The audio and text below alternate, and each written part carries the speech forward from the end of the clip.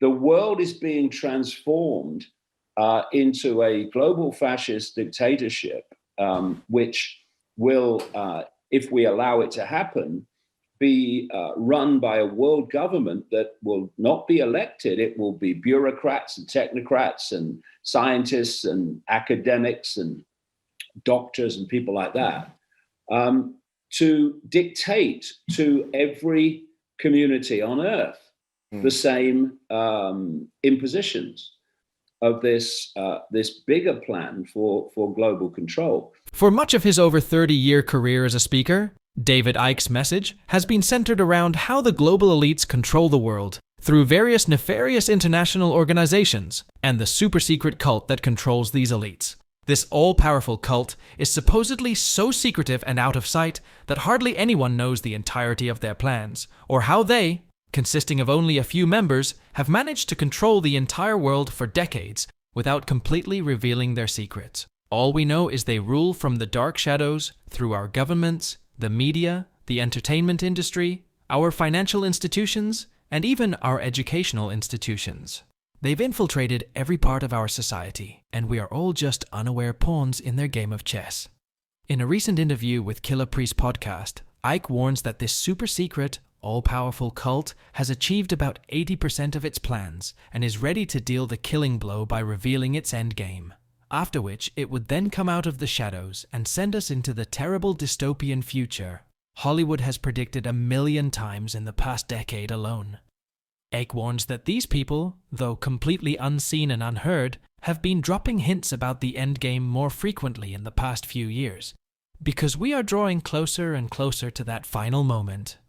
We will present clips from David Icke's powerful presentation about the dreaded endgame and the globalization efforts of the controllers of the world. Please watch and like this video, share it widely, and subscribe to the channel for more videos. Everything you do helps with the algorithm, so our videos can reach more viewers. We appreciate the support and hope you enjoy the video. People just visualize a spider's web around the world with a spider in the middle. And the spider is in the shadows. You never see it. No, that never puts itself on public display, imposes its agenda on the world, and I mean the world, via this web. So immediately around the web, you've got the most exclusive secret societies. Then you come out from the spider and you're hitting the secret societies we know about, the Freemasons, the inner core of the Jesuit order, Opus Dei, the Knights of Malta, Knights Templar, etc. And then you come to a point in the web, what I call the cusp. And at this point, you've got a series of organizations like the Bilderberg Group, the Council on Foreign Relations in America, the Trilateral Commission, the United Nations is part of this as well. And the Club of Rome. The Club of Rome was created in 1968 specifically to exploit environmental concerns to justify the centralization of global power. That's where the human-caused climate change hoax came out of. And then in this cusp part of the web, you've got all these think tanks and non-governmental organizations, so many of them funded by George Soros. And their job at this point in the web is to take the agenda coming from the spider and to play it out in the world of the scene, the world of governments, government agencies, banks, and corporations, the education system, all the things that we can see, World Health Organization. And so when you see that these organizations and happenings in the world of the scene that we see on the news every day, they're not random. This is the point. They look random. They're not random. They're coordinated and through this web. So once you realize that this web exists and its agenda is to create a global fascist dictatorship in which every community will be dictated through this point, then the world starts to make sense. And I have this phrase I use, know the outcome and you'll see the journey. If you know where we're being taken, you see the stepping stones to that every single day happening. But if you don't know where we're being taken, those stepping stones look totally random. What has happened is that they've been manipulating under the radar for literally centuries. And the process can basically be seen by the centralization of power. So the world started out, well, at least one point in history, as people in tribes. And the people in the tribe made the decisions about the tribe. Then we had this big step forward in this agenda, which was the creation of nations. Nations are a stepping stone in this cult's agenda. They're not the end. So suddenly you had lots of tribes come together all around the world to form a nation.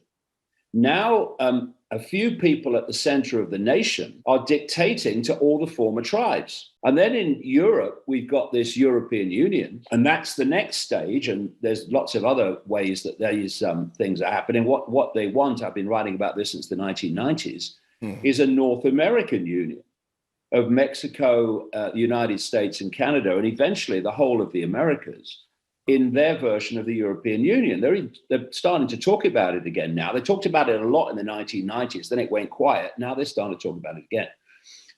And why? Because what that's doing is bringing all the nations, having the tribes brought together as nations, now they're bringing the nations together under a central dictatorship. Globalization efforts by world elites have been ongoing for decades. These are a series of coordinated actions and policies by powerful individuals, corporations, and international organizations to create a more interconnected and interdependent global economy and society.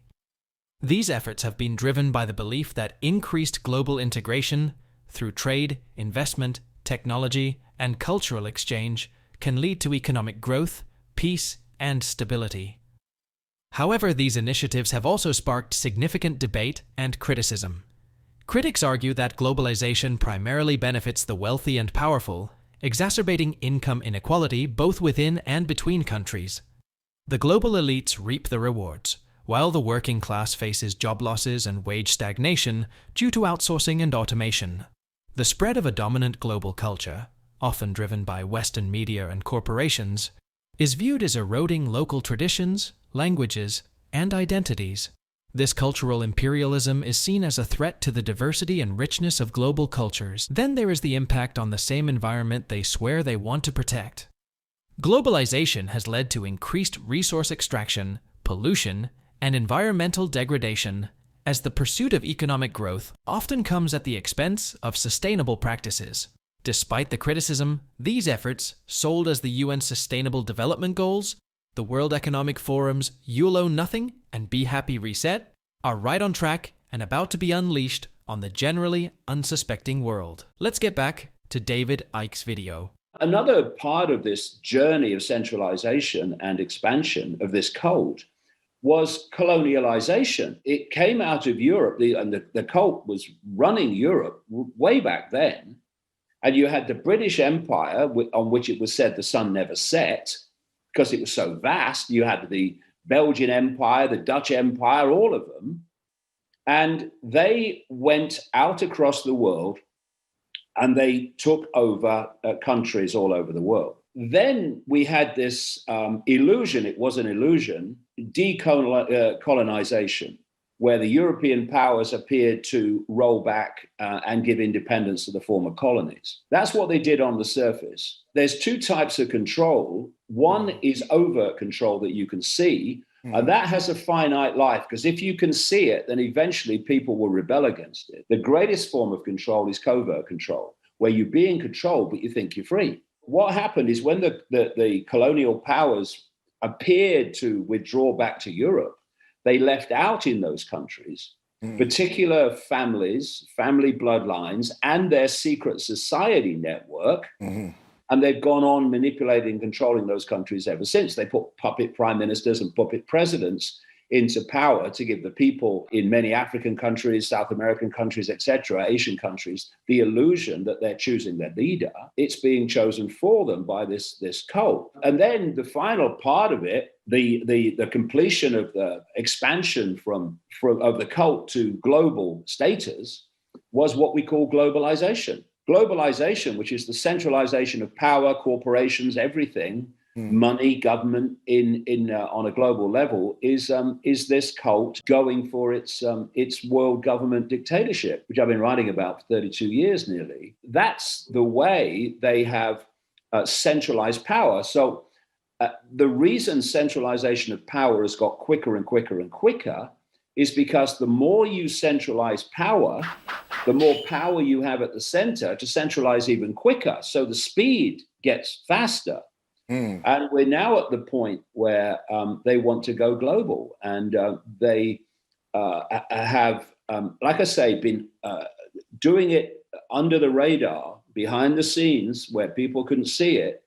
Because if you want to totally transform human society, which is what the game is, they call it the Great Reset, there comes a point where human society has to be transformed in a way that people can see it. And that's where we are now. And that's why people are looking up and going, what's going on? What's happening? The whole world's changing. What's going on? We've reached that point. You know, people say, well, what's the time scale? Well, they're telling us the time scale.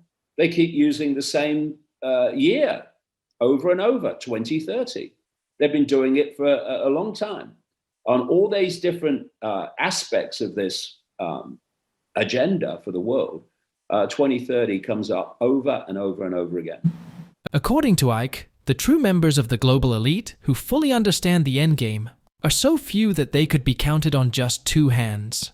This is where some people struggle with Ike's views, questioning how such a small group could possibly dominate the 8 billion people on Earth. However, it becomes both simple and achievable when you consider the control they wield over the media, governments, major tech companies, international organizations, and the global banking industry.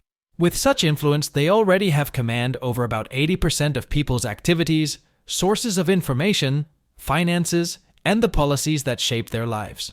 Ike argues that part of their power lies in blatantly displaying their agenda so subtly that only those who dig deep can see what's happening. All signs suggest that humanity is already on the brink of being completely controlled, and it's imperative that we start reclaiming our freedom immediately by educating ourselves and being very vocal about our criticism against these grand plans, resets, goals, and other labels they slap on.